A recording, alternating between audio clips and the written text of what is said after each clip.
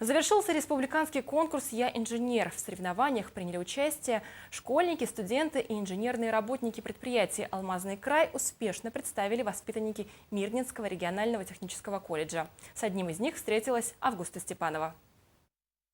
Эффективность труда во многом зависит и от правильного использования техники. Только своевременный ремонт и замена деталей продлевают срок эксплуатации машин. Этой теме посвятил свое научное исследование студент регионального технического колледжа Александр Бекенев. Пришлось поработать с материаловедением и вообще много изучить про электроды и химию в том числе. В принципе, да, довольно объемная работа получилась.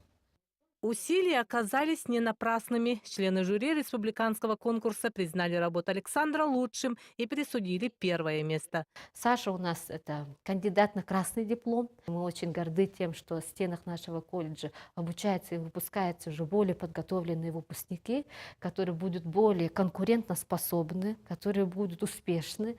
И надеюсь, что мы далее будем с ним отрабатывать по вопросу организации или направления его обучения в ВУЗе по целевой контрактной подготовке через линию Министерства профессионального образования. Стоит отметить, что на этом конкурсе «Алмазный край» успешно представил еще один студент регионального технического колледжа Дмитрий Шмелев. Он стал обладателем третьей премии. Результат хороший, но это всего лишь стимул для дальнейшей работы, скромно говорят руководители научных проектов. Теперь нам предстоит в этом направлении дальше двигаться и достигать высоких результатов. Целенаправленная научная работа принесла свои плоды. Студенты Мирнинского регионального технического колледжа добились лучших результатов.